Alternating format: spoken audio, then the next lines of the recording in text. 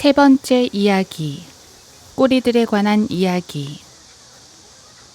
어떤 동물은 꼬리가 있고 또 어떤 동물은 꼬리가 없는 것도 있습니다.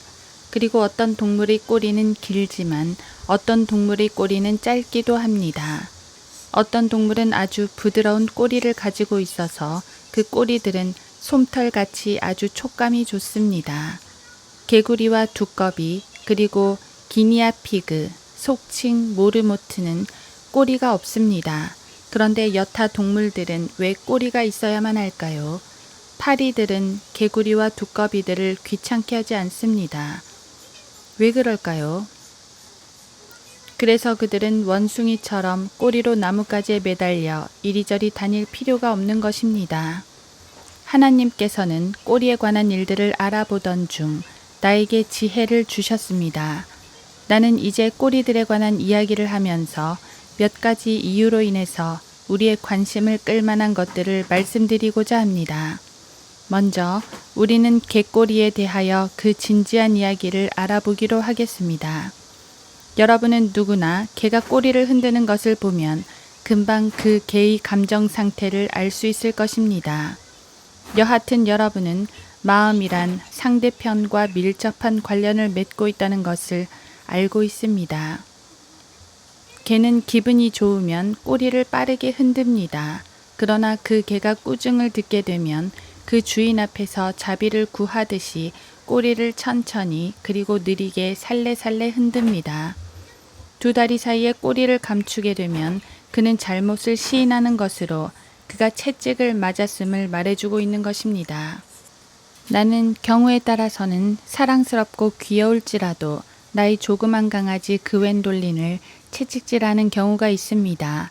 그 강아지는 갈색의 스페니얼로서 귀가 아주 길고 발굽이 큰 편입니다. 그 강아지가 가장 좋아하는 실내 운동은 거실에 있는 커튼과 휘장을 발톱으로 박박 긁는 일입니다. 나는 항상 조그만 회초리를 준비해 두었다가 그 강아지가 그러한 행동을 취하게 되면 그 회초리로 살짝 때려주곤 합니다. 그러면 그 강아지는 즉시 마룻바닥에 찰싹 엎드립니다. 그리고 내가 그 회초리를 바닥에 내려놓을 때까지 그의 꼬리를 천천히 그리고 살래살래 흔드는 것입니다. 내가 꾸중을 하면 그 강아지는 내 얼굴을 응시하면서 아주 조심스러운 몸짓으로 더욱더 나에게 다가오는 것입니다. 그러면 나는 그가 알아듣도록 충분히 꾸중을 한 후에 회초리를 마룻바닥에 내려놓고 미소를 지으며 아주 친절하게 말해주곤 합니다. 그러면 곧 그 강아지는 꼬리를 빠르게 흔들기 시작합니다. 그 강아지는 어떤 뜻으로 꼬리를 흔들까요? 그 강아지는 주인의 용서를 통해서 더 없는 기쁨을 얻게 되었습니다. 강아지가 꼬리를 흔든 것은 바로 그와 같은 이야기들을 말하고자 한 것입니다.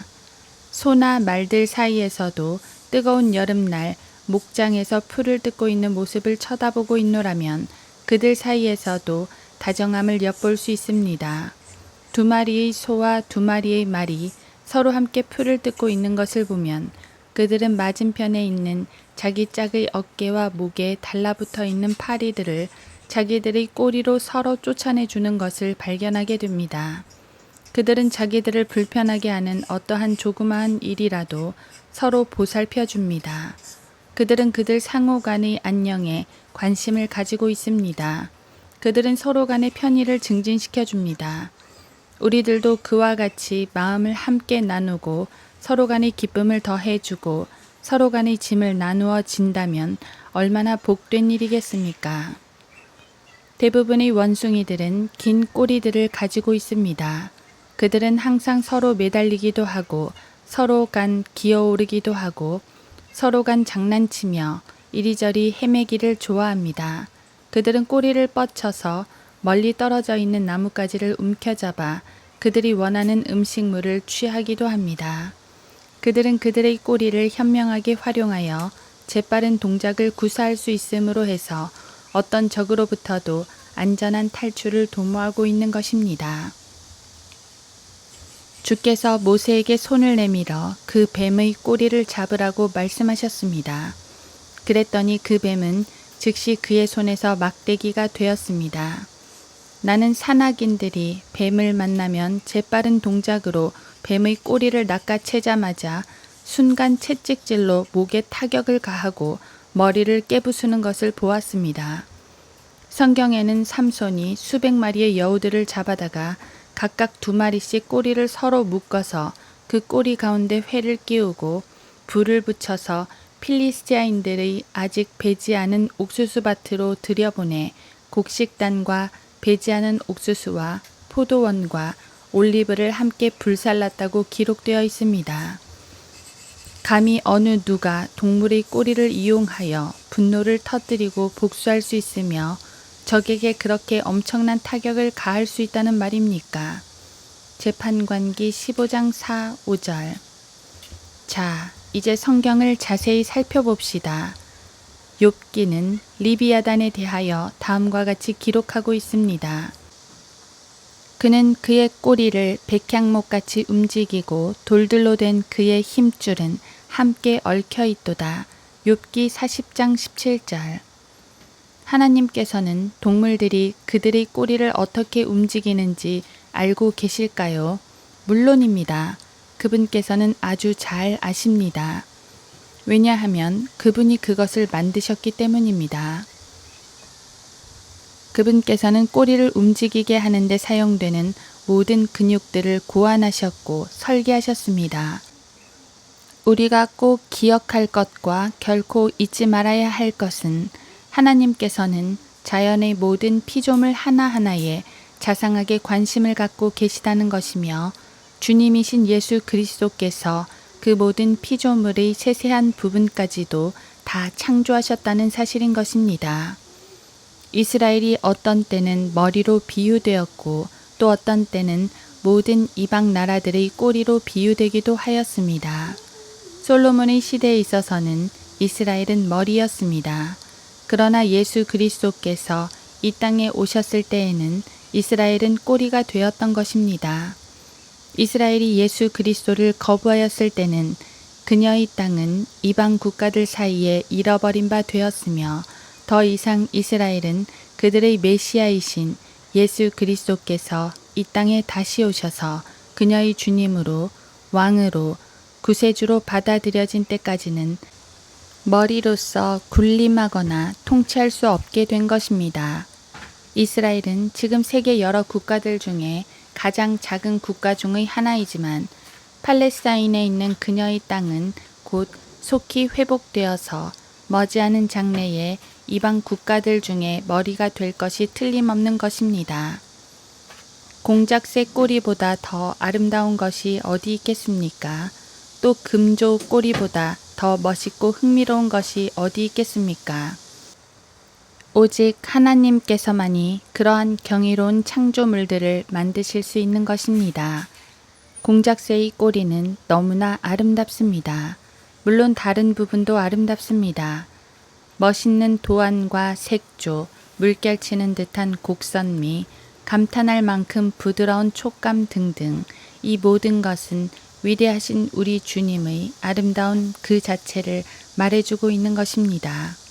아름다운 깃털을 만드신 그분은 더욱더 경이로우신 분이시며 그 깃털보다도 더 아름다운 분이신 것입니다. 어떤 인간이 생각으로나마 한 마리의 새의 부속물에 불과한 깃털을 그렇게 아름답게 고안해낼 수 있단 말입니까? 우리의 하나님께서는 아름다움을 즐기시고 기뻐하십니다. 그분께서는 그리스도인들 각인에 있어 그들의 생애가 아름답게 되기를 원하십니다. 그분만이 그렇게 하실 수가 있는 것입니다. 나는 어느 날 남부 미주리주에서 아주 유별난 광경을 목격한 일이 있습니다. 다름 아닌 한 마리의 공작새와 한 마리의 칠면조가 그들의 꼬리들을 활짝 펴고 마음껏 뽐내며 앞뒤로 왔다 갔다 하는 것이었습니다. 그들은 서로 자기 꼬리가 아름답다고 경쟁하다시피 자신들의 꼬리들을 과시하는 것이 아니겠습니까? 그들은 계속해서 얼마 동안 패션쇼 하듯이 짝을 지어 헛간 앞들까지 왔다 갔다 퍼레이드를 벌이는 것이었습니다. 나는 너무나 재미있어 그들을 자세히 관찰해 보게 되었습니다. 그런데 갑자기 공작새가 그의 꼬리깃털을 접더니 재빠르게 과수원 쪽으로 내빼어 이내 나무 숲속으로 사라져버리는 것이 아니겠습니까? 나는 왜 그럴까 하고 의문을 갖고 있는데 한 농부가 나에게 말해주었습니다. 그 공작새는 퍼레이드 도중 우연히 자기의 발을 쳐다보게 되었는데 자기의 발이 너무나 못생겼다는 사실을 발견했다는 것입니다. 그래서 그 공작새는 너무나 창피스러워서 도망가 숨어버렸고 2, 3일 안에는 집에 돌아오지 않을 것이라고 말입니다. 만일 우리들도 다른 사람들에 대하여 자신들을 드러내고 뽐내는 일 대신에 자기 자신들을 돌이켜보고 부족한 점과 못난 점들을 발견하게 된다면 우리들은 자신들을 뽐내거나 자랑하는 일은 없게 될 것입니다. 독수리, 말똥가리, 비둘기, 종달새 등과 같이 하늘 높이 나는 새들은 그들의 비행 방향이나 속도를 위해서 꼬리들을 사용합니다. 꼬리들은 그들의 비행 속도를 낮추어 주거나 빠르게 해주며 꼬리를 알맞게 펴줌으로써 기류를 통하여 우아하게 높이 뜨게 해주는 것입니다. 하나님께서는 그들을 위해서 그같이 멋지고 완벽하게 설계해 주신 것입니다. 이와 같이 새들을 자상하게 보살피시는 하나님께서는 바로 여러분들을 그와 같이 보살펴 주시는 것입니다. 주님께서는 당신을 그분의 은총으로 인도하시며 그분의 자비를 통하여 구원하시고 당신에게 그분의 아들이신 예수 그리스도를 영원한 선물로 주신 것입니다. 당신은 하나님께서 주신 선물인 그분의 아들 예수 그리스도 없이 어떻게 당신의 생명을 안전하게 보존할 수 있으며 죽음의 골짜기를 안전하게 통과할 수 있겠습니까?